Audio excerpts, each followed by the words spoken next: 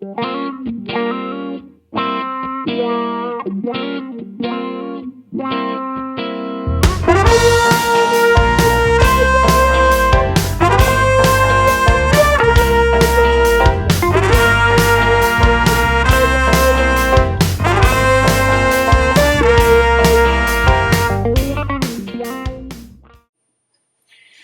is an instructional video for Second Chair Mobile Jury. It's incredibly easy to use. Simply press the logo on your screen, the icon, and the initial new case screen will appear. It will list all of your cases. You can click the new case button, and in the pop-up you can type in the name of your case. Here we'll make it Doe versus Roe. And once you've done that, you can click the Manage Parties button,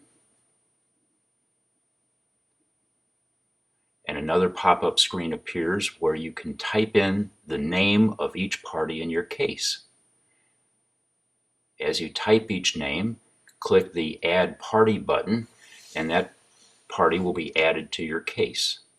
So here we have Mary Doe, and now we're going to add Jane Roe, and then click Add Party. They're added to our case. Then we click the New Case button. We'll go back to that screen, and here you can adjust the jurors per row and the rows of jurors by clicking the plus or minus button to add or detract. You can do the same thing for alternates, and you can select the number of peremptories that each party will have by pressing on the minus or the plus sign. Once you do that, you hit Done, and you're at the main juror screen. And you'll see that these all are the same icon right now, or avatar, and they all have a yellow background. As jurors are called, you can press their seat in the seating arrangement, and a pop-up screen appears. You can slide to the left or right on the avatars and select the one that is the most like the juror you're looking at. Then you can type in the juror's name and juror number, and that will be added to the screen.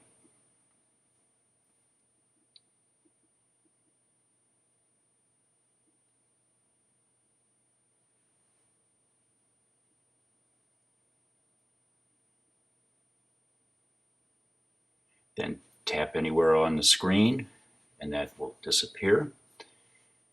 As you can see, the name of the juror is there along with the avatar symbol. If we go back to the new case screen, I'm going to switch now to the Smith versus Jones case, because I've already populated that with avatars and names of jurors to save a little time. So this is what your jury will look like. You can click the Questions button in the lower left-hand corner, and then the plus sign in the pop-up screen, and you'll have some choices. You can add all of the prepared questions by clicking the button at the top, or you can scroll to the bottom and you can edit the presets. I would caution you not to do it at this time though, because it will edit the presets for all of your cases if you do it at this time. It's better to add the questions to your case and then edit them once they've been added to your case.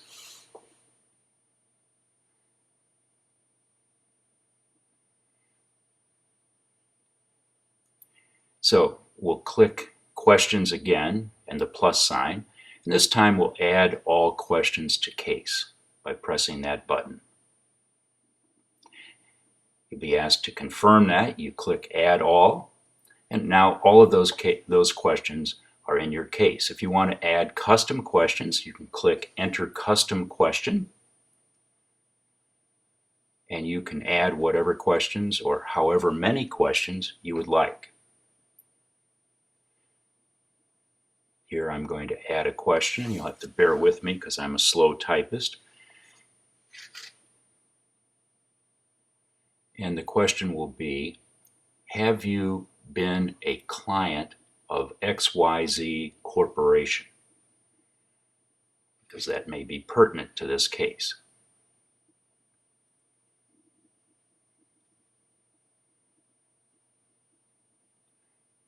Once you've added that question, you click the Done button, and that custom question will be added to your questions for this case.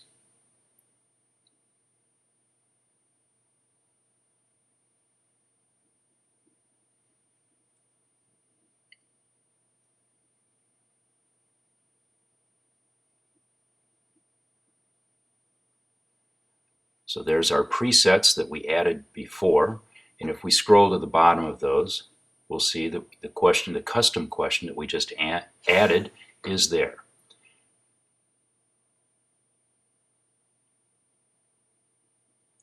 And if you click Edit, you can edit any of these questions by clicking the red dot on the side. Here we'll find a question, and I'll click the red dot, and then I press Delete, and that question is out of this case now. So you can edit all of the presets that way in each case.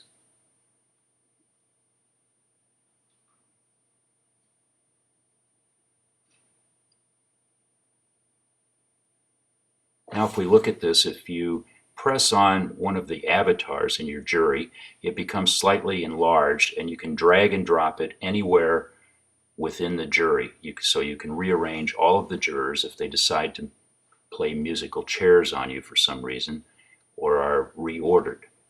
If you tap on one of the jurors, you get this pop-up screen, and if you click Juror Details, it moves on to this screen where you have a choice of handwritten notes or text notes. And as you can see, your juror questions are here. You can scroll those. You have the avatar of your juror, and you have a toolbar once you select handwritten or text notes. Here our juror is married, has 3 kids, has been a foreman on a jury before,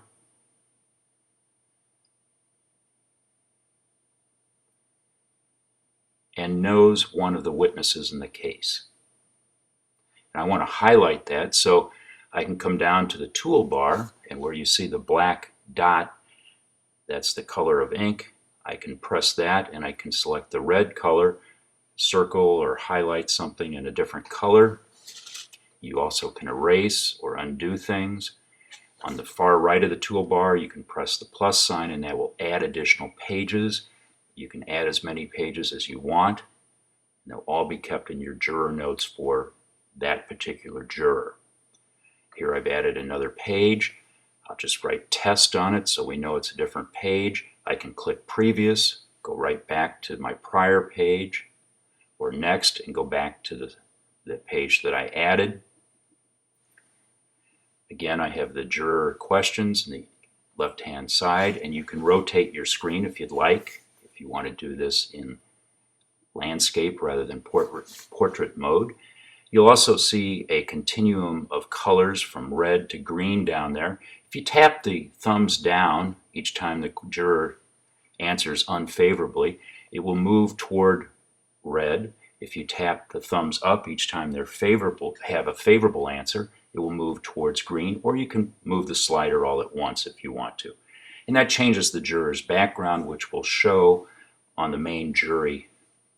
In the upper right-hand corner, you can always change from handwritten notes to typed notes, or vice versa. If we go now back to the juror screen, you can see that for that juror, their background color is green, which means they're a juror I like.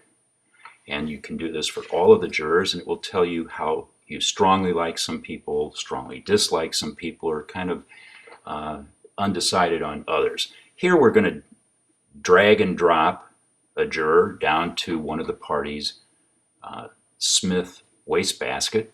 When we do that, a couple things happen. A new juror pops up.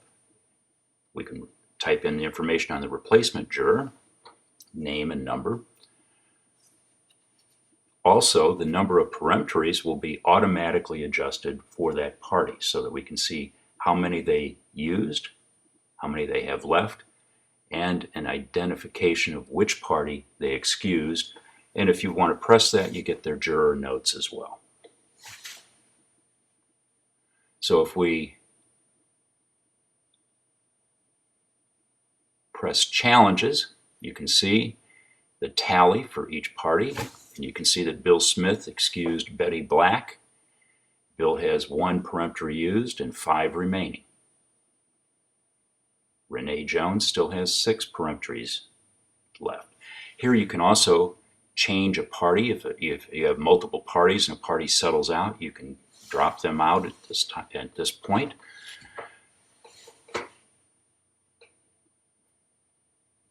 And to get out of any of these pop-ups, you simply tap somewhere else on the screen.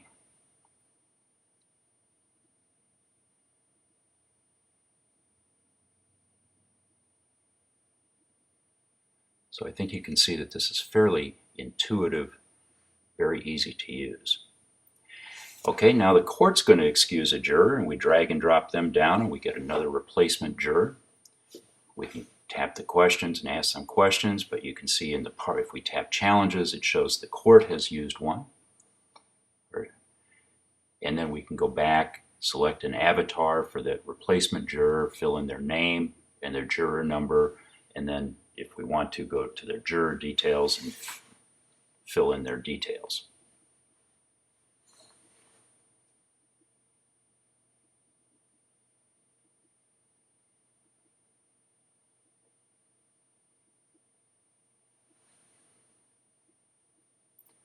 So there's what our jury looks like.